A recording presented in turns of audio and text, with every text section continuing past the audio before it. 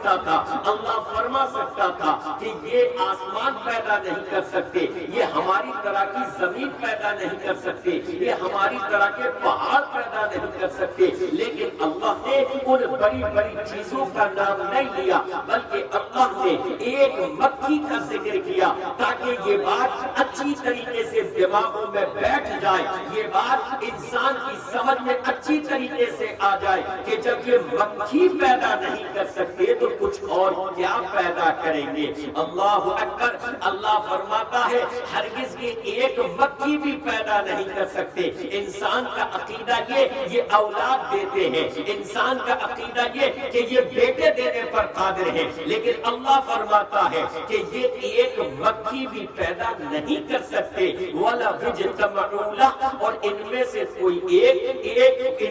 کوئی ایک مکھی کو پیدا کیا کرے گا؟ اگر یہ سارے کے سارے مل جائیں، اس در والے بھی اس در والے بھی، اس دنیا میں اللہ کے علاوہ جتنوں کو پکارا جا رہا ہے یہ سارے کے سارے مل جائیں، وَلَا يَجْتَمِعُونَ لَهُ، اور سارے کے سارے مل کر ایک مکھی پیدا کرنا چاہے تو ایک مکھی پیدا نہیں کر سکتے۔ اللہ اکبر۔ اللہ توحید کو اور کیسے سمجھائے گا؟ اور مکھی پیدا کرنا تو بڑی بات ہے، چلو اگر پیدا کرنی مکھی ہی صحیح، لیکن پیدا کرنے کی صفت پائی گئی نہ پھر تو ہے۔ اللہ آگے فرماتا ہے، اللہ اکبر، اللہ کو توحید سے کتنا پیار ہے، اللہ توحید کو کیسے کھول کھول کر بیان فرماتا ہے۔ آگے اللہ فرماتا ہے ارے مکھی کو پیدا کرنا تو دور کی بات ہے، وَإِن يَسْلُبْهُمُ الذُّبَابُ شَيْئًا لَا يَسْتَنقِذُوهُ مِنْهُ، اگر مکھی اس چڑھاوے پر بیٹھ جائے جو تم ان پر چڑھاتے ہو، جو تم ان پر مٹھائیاں چڑھاتے ہو، جو تم ان پر کھیلے بتاشے چڑھاتے ہو، اگر مکھی اس پر بیٹھ جائے اور اس کو لے کر اڑ جائے تو یہ اس کو چھڑا بھی نہیں سکتے کہ ہم پر چڑھایا گیا، تو کہاں اس کو لے کر اڑ رہی ہے۔ ضعف الطالب والمطلوب، جو ان سے مانگ رہا ہے وہ بھی کمزور ہے اور جن سے مانگا جا رہا ہے وہ بھی کمزور ہے۔ طاقتور ذات صرف اور صرف اللہ کی ہے۔ میرے بھائیو، یہ ہے توحید۔ اللہ کے واسطے اپنے بچوں کو توحید سکھاؤ، اللہ کے واسطے اپنے بچوں کو توحید سمجھاؤ۔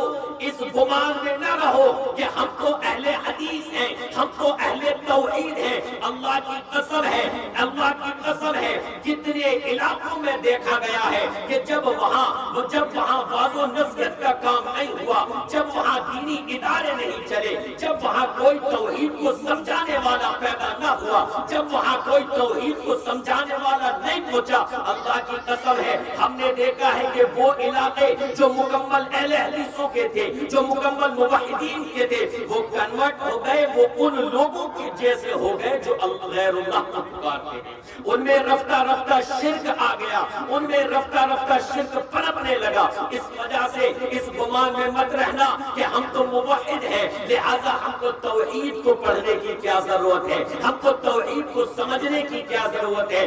نہیں، اللہ کی قسم کتنے موحدین ایسے ہیں جن کی نسلیں شرک کر رہی ہیں، لہذا اپنے بچوں کے تعلق سے فکر مند ہو جاؤ۔ اگرچہ انہوں نے تمہارے گھر میں آنکھ کھولی ہے، اگرچہ انہوں نے ایک موحد گھرانے میں آنکھ کھولی ہے، لیکن اس کے باوجود اپنی اولاد کو توحید کا درس دو، انہیں اپنے سامنے بٹھا کر سمجھاؤ کہ میرے بیٹے ایک اللہ کی ہمیشہ عبادت کرنا، غیر اللہ کی چوکھٹ پر کبھی سر مت جھکانا، غیر اللہ کو مشکل کشا مت سمجھنا، غیر اللہ کو اولاد دینے والا مت سمجھنا۔ اے میرے بیٹے اپنے ایمان سے کبھی کمپرومائز مت کرنا۔ اے میرے بیٹے تمہیں جو یہ عقیدہ ملا ہے توحید، یہ بڑی نعمت ہے، یہ بڑی چیز ہے، کبھی اس کو مت گوانا۔ اپنی اولاد کو سکھاؤ، اپنی اولاد کو سکھاؤ۔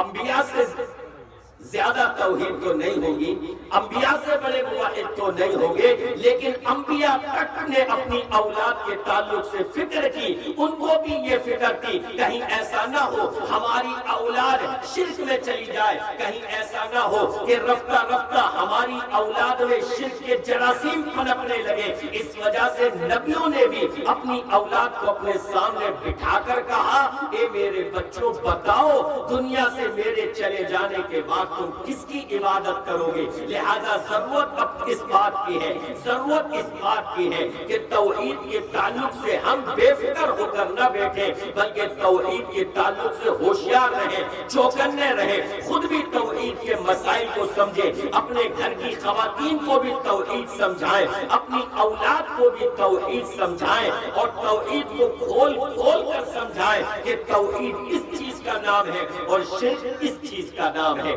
جب آپ مسلسل اپنی نسلوں کو توحید سمجھاتے رہیں گے تو اللہ کے فضل و کرم سے یہاں پر توحید کی ہوائیں چلتی رہیں گی، یہاں پر توحید کی روشنی پھیلتی رہے گی۔ لیکن اگر اس سے غفلت برتی گئی، اگر توحید سے غفلت برتی گئی اور یہ سمجھا گیا ہمارے علاقے میں تو سب موحد ہیں، ہم تو قبروں پر نہیں جھکتے، یہ سوچ کر غفلت کی چادر اوڑھ کر سو گئے، تو یاد رکھو نسلیں شرک کرنے والی بن جائیں گی۔ اس وجہ سے کہ شرک وہ چیز ہے کہ انسان کے عقیدے میں اس طریقے سے خاموشی سے داخل ہو جاتا ہے جیسے رات کے اندھیرے میں پہاڑ پر کالی چیٹی چلتی ہے اور وہ نظر نہیں آتی، اس طریقے سے عقیدے میں رفتہ رفتہ شرک داخل ہو جاتا ہے اور انسان کو پتہ بھی نہیں چلتا۔ اللہ رب العالمین سے دعا ہے کہ رب العالمین جب تک ہم زندہ رہے اللہ توحید پر زندہ رہے، اللہ ہماری اولاد کو توحید والا بنانا، اللہ ہماری نسلوں کو توحید والا بنانا، اللہ اس علاقے میں توحید کی ہواؤں کو چلا دے، اللہ ہمیں بھی شرک سے بچانا مرتے دم تک، اور ہماری اولاد اور نسلوں کو بھی شرک سے بچانا، آمین یا رب العالمین۔ وصلی اللہ تعالی علی رسول خیر خلقہ محمد وآلہ واصحابہ اجمعین برحمتک یا ارحم الراحمین۔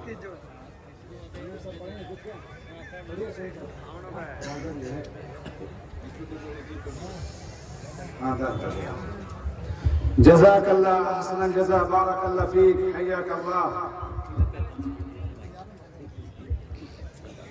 توحید کی امانت سینوں میں ہے، ہمارے توحید کی امانت سینوں میں